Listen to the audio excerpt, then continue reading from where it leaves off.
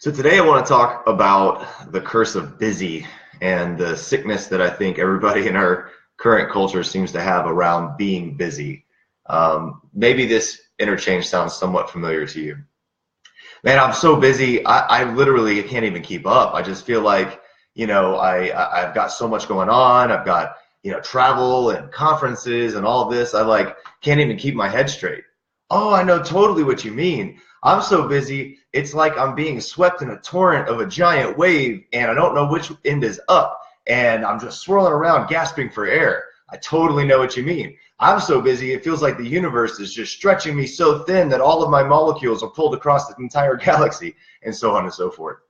This is a conversation I hear happen all the time. And, not to be too self-righteous, I also do this all the time. And it's kind of problematic. I've written about this before, but I still see it to be such a problem, and in fact an increasing problem, especially amongst the newer generation of our society sort of worshiping at the feet of the goddess of busy. The idea that we are so busy and we need to convey that in conversation so that people understand how busy we all are and that we're really truly hustling. It's not like someone comes to me and I say, hey, how have you been this week? And they tell me, oh man, I've been so busy. I feel like I don't even know what day it is. If I respond to that with, oh, that's interesting, I'm not really doing much, then internally I might think, oh my gosh, now I sound like I'm a slacker. I'm not really hustling like everyone else is hustling. And especially in the cannabis industry, the worship for the hustle is strong. So, there's good intentions behind this idea that we need to tell everybody that we're busy. The problem is that our intentions are being betrayed by our communication.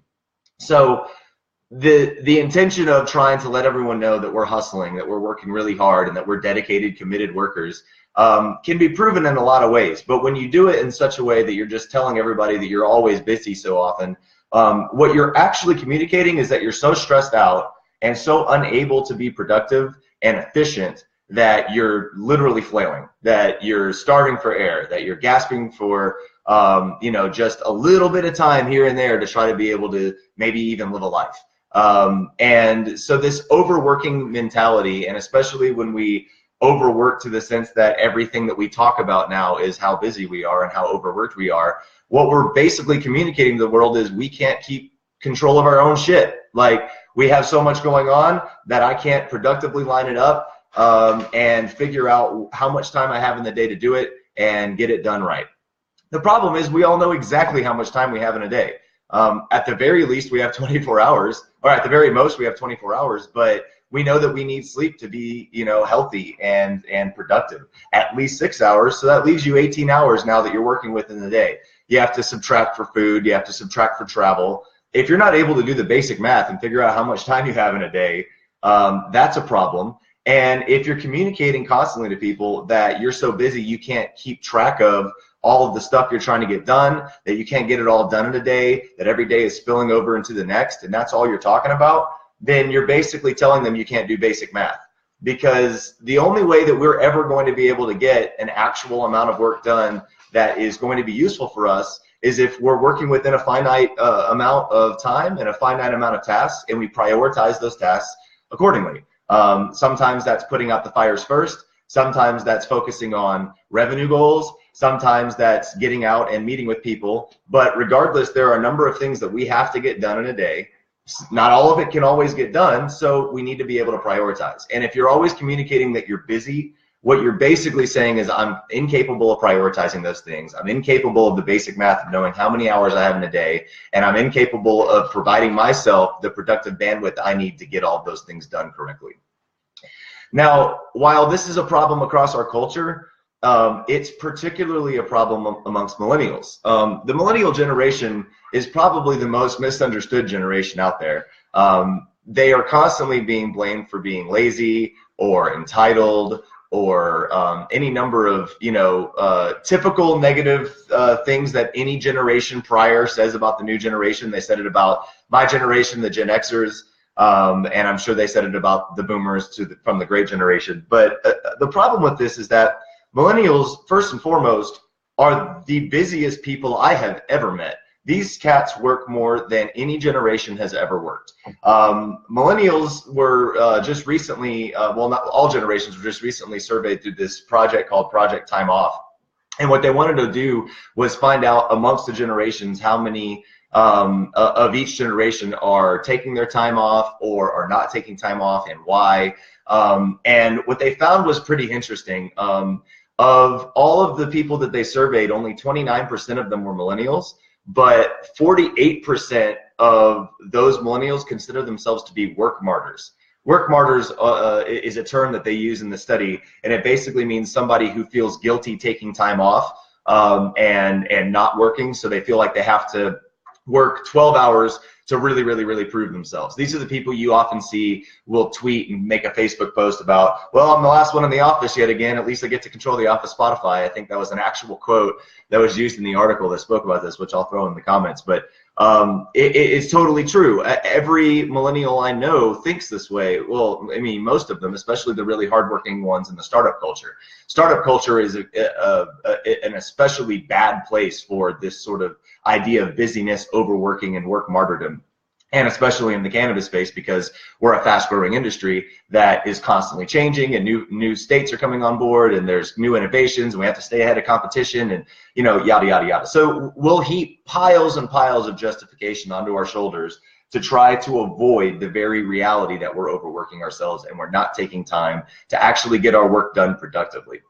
And throughout this, I'm sure many of you, especially my millennial cannabis professionals out there, are going to be constantly doing everything you can in your brain to discredit anything that I'm telling you right now. You may even accept the science and yet still say, but this is cannabis, and but my competition, or but the state is, got a timeline for regulations and blah, blah, blah. And I know you're going to try to fight it. The problem is you're wrong. You can't fight the science here. The science is very proven. And the fact that the millennial generation happens to consider themselves to be such work martyrs, like I said, 48% compared to 39% Gen X and 32% baby boomers. Amongst that, 16% of them feel guilty legitimately for taking time off. Like, this is something that you've worked for. This is time that you've earned. Every one of us needs time off. This is a scientific need. And yet, for whatever reason, we have a significant amount of our workforce that feels guilty to take that time. That's a weird thing. That's something that we should take note of as being indicative of possibly a path towards some sort of a mental illness that our society is wiring in us, which is that we have to continually work. Even when we take time off, a third of millennials are working every day during their time off. And, again, this isn't just about millennials. I'm Gen X, and my family can tell you just about any time I take a vacation or come home to visit, there's at least 1 or 2 days that I'm spent working on my laptop, if not always accessible via the phone or email. I took a 2-week trip to Israel in 2012, and any time that I got access to Wi-Fi, I connected, looked at my emails, tried to put out fires. I wasn't really working. In fact, I was extremely stressed out throughout a lot of that vacation, and wouldn't really ever call it a vacation, to be perfectly honest. It was a lot more work in my brain and in my body, and that's the problem. Even when you're not working and you're so stressed about your work and you're only thinking about your work, you're working. You're putting your brain and your body through the emotional stress and turmoil, the anxiety of your workload, of this never decreasing list of tasks that will constantly pile up on you and pile up on you. You flip the page, add more tasks, flip the page, add more tasks. And when we constantly are thinking this way, we are basically putting our brain into survival mode all the time. We're reducing sleep. We're maybe only getting 2 hours of sleep to 4 hours of sleep any given night. Or, some of the really heavy sleepers are getting 6 hours of sleep. I afford myself at the very base minimum 8 hours of sleep every night, because I know scientifically my brain and my productivity will be better the next day. As much as I possibly can, I try to preserve this as sanctity, but again, I fail constantly. Time off is something that we need to understand is not just a luxury. It is actually significantly tied to a higher job performance. The science behind this is proven. It's been talked about, and you can Google it in a number of different studies. One of the ones that I particularly enjoyed was Forbes. And in their study, they found that if everyone in the United States just took one additional day of leave, So this is amongst all the days of leave that we have piling up unused every year. And a lot of companies, for whatever reason, seem to think that this is a good thing when they have a lot of unused vacation days, because it means people are committed and working harder. So if the American workforce took 1 day of additional leave in a year, that would result in $73 billion of economic output. $73 billion for 1 day. Most of us are leaving many days banked. I think the average that just showed in the last year was that the average American worker is going to have 3.2 unused days of earned vacation per year. That's a sad thought. That is a really, really sad thought, because for most of the places that we work, we're not even given a full 2 weeks of vacation in a year. 2 weeks, that's it, if we're lucky. You know, many European countries have learned that time off is an extremely valuable thing for economic output, and they take sometimes months off in a year. We barely afford ourselves 2 weeks, and of that 2 weeks, we're taking less than 11 of our own vacation days for ourselves. And when we're on those vacation days, a third of them were spent working for millennials. So that is not healthy. It's not productive. It is not going to help us achieve our goals. The idea that we need to work every single hour of every single day to just get the list of things that we have in front of us done is insane. How many of you, for instance, have accomplished as much as Leonardo da Vinci accomplished in his discoveries and his writings and his artwork and his inventions by the time that you were his age? The thing about Leonardo da Vinci that makes him so amazing, other than just, you know, obviously he was probably born a genius, but he had a work ethic that he followed to a T systematically, because he understood that our bodies and our brains work in a particular fashion that requires time off and breaks. He would work 3 hours, take a nap, work 3 hours, take a nap. This sort of cycle rhythm of constantly napping was actually much more in tune to our evolutionary history. And keep in mind, this is hundreds of thousands of years of operating in a system where in the just last 100 or so few years, we've started to really diverge from that system. But even still in the Renaissance era, you know, we were already thinking in this sort of sunrise, sundown, 8 hour solid, you know, work ethic kind of style and mode. Probably not exactly like the US, but of course. But Leonardo da Vinci understood in this time that he had to take these breaks, he had to take these naps, and by doing so, he was able to invent tanks and helicopters. Now, he didn't actually get those things built, but he invented them in the Renaissance era, right? So how many of you have invented the next spaceship just because you've been thinking and you've been following the natural rhythm of our bodies to allow yourself the space and the discovery to think and produce, you know? There's something that happens in our time off, and it's called diffuse thinking. It's why meditation's so successful. It's why yoga's so successful. It's why hobbies are so successful.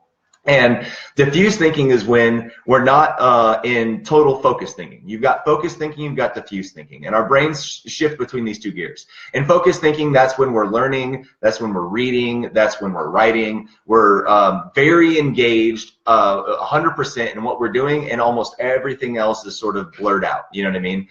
That's focus thinking. And traditional thinking tells you that focus thinking is going to be the most productive thinking, because that's when you're accessing all of the, you know, intelligence and memory and thought process in your brain, and you're applying it towards a problem. The problem is that you can't be as good at focus thinking if you don't give yourself diffuse thinking. You have to be daydreaming. You have to be not focusing on something for your brain to recover. This is like being a runner. You can't just keep running forever. That doesn't work. You have to stop and stretch. You have to give your muscles recovery time, because if you don't give your muscles recovery time, they'll cramp. They'll, you know, your whole body will seize up in muscle spasms. You'll be so racked with pain. The idea of walking, let alone running, is the most unbelievable thought you could possibly have. So why do we think our brains work any differently in this regard?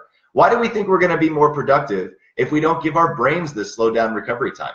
How many times have you been just driving or in a shower and a thought came to you that you were like, oh my God, I just figured something out. I need to go write that down real quick. That's because you were diffuse thinking. You were daydreaming. You were off in la la land. You were not actively focusing on a task list or learning or solving a problem by trying to hack away at it, what you were doing was giving your brain a little bit of rest. And in that rest, your neurosynapses were able to recover, and certain thoughts and memories were able to sort of be released because they weren't being, sort of controlled so tightly, and you had a discovery. This is how Leonardo da Vinci had so many discoveries. He gave himself this time. He gave himself diffuse thinking all the time. He allowed himself sort of a meditative rhythm of sleep, if you will. This is why enlightenment comes from meditation. I mean, wisdom comes from meditation. Wisdom doesn't come from, I worked 20 hours this day and I slept 4, and tomorrow I'm going to work 20, and the next day I'm going to work 20, and over the weekend I'm really only going to work maybe 18. So it'll be like time off. I'll take a hike or something. This is not productive. This is not healthy for us. And there's ways that we can fix this. So I started this video talking about how we talk about busy.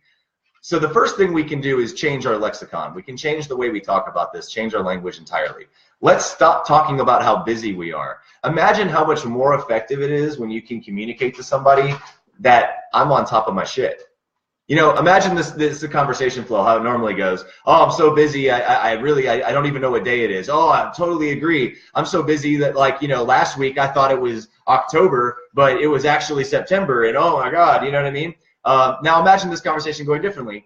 Man, I was so busy, I don't even know what day it is. Oh, really? That's interesting. Yeah, I mean, I had a lot to do this week, and brought on a few clients, but I'm good. I think I might be able to take a half-day Friday and go for a little hike in the mountains.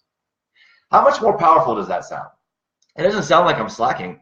It sounds like I got so much done this week in such an efficient manner that I might actually be able to take a little bit of time off. Maybe that's a lie. Maybe I don't need to lie. I don't need to say I'm going to take a half-day Friday. I can say I had a really great week. I brought on some new clients, went to a couple conventions, which was great, and I'm probably going to finish off this week strong. That still sounds so much better than saying I'm so busy I can't even get everything done this week. I'm probably not even going to work this weekend. It communicates from a position of power in the sense that I am so in charge of my business. I'm so in charge of my life. I'm so controlled and methodical about how I get my my work done that I'm able to afford time for myself. And it's not just stealing that time. I am affording that time for myself. And this guiltiness that especially the millennial generation, but most of us deal with when it comes to the idea of overworking ourselves, it will tell us that that time is stolen time. That time is afforded time. We have afforded that time for ourselves if we are very productive and if we are on top of our game. We might actually even be able to advance our own hobbies, our own dreams. We might be able to start a new business.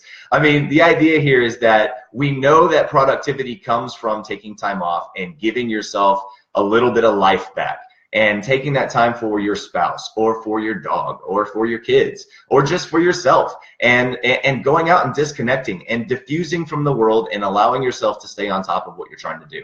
That is going to not only result in so much more economic output, that it's scientifically proven that you should feel confident in the fact that that time is yours. You have afforded it. You have earned it. And if you don't give it to yourself, you're robbing yourself. So the actual theft that is occurring is not taking that time off. That is actually reducing your economic output to both the United States, but also to yourself and to your business. So keep that in mind, that time off is going to help, and by communicating in such a way that we're letting people that we talk to understand that we're so in charge of our business, we're so on top of our game, that we actually are giving ourselves life back, that we're spending our focus and our time making ourselves happy. Happiness is way more successful than busyness.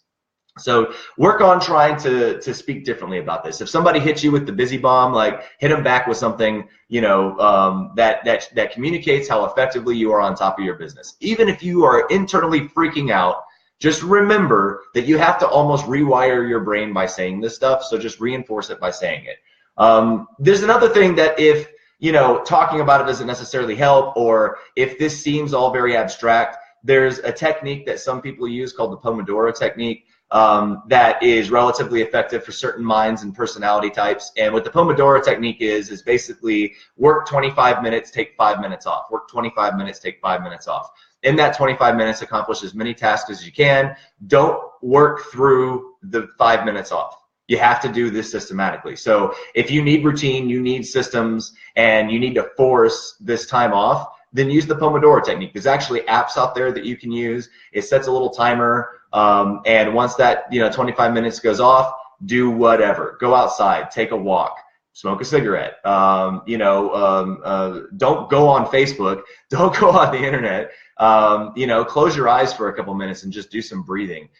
Sit Indian style. Go do a little bit of yoga. Do some push-ups. Do whatever you got to do. But take that 5 minutes off every 5 minutes. And do not engage in anything that is remotely close to work or gives you the blue light that you get from a screen.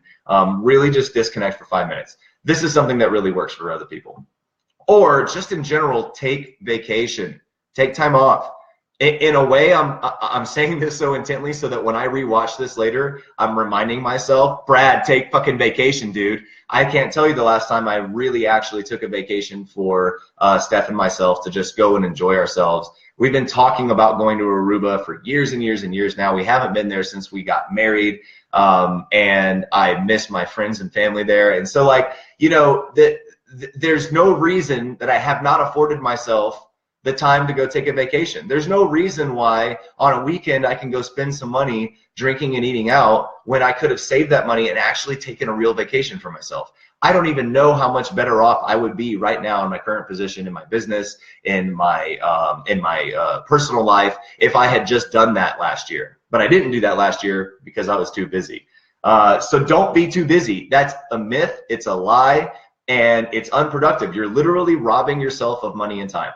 Give it back to yourself. Success is not determined by a revenue benchmark. Success is determined by how happy you are. You can have all the money in the world and not be happy, and are you successful? To some people, because they're thinking incorrectly about success. Success comes from happiness, and happiness comes from giving yourself life. It does not come from slaving away at work every single day, even if you love your work. So if you really, really, really love your work, take time away from it, and you'll be much better for it.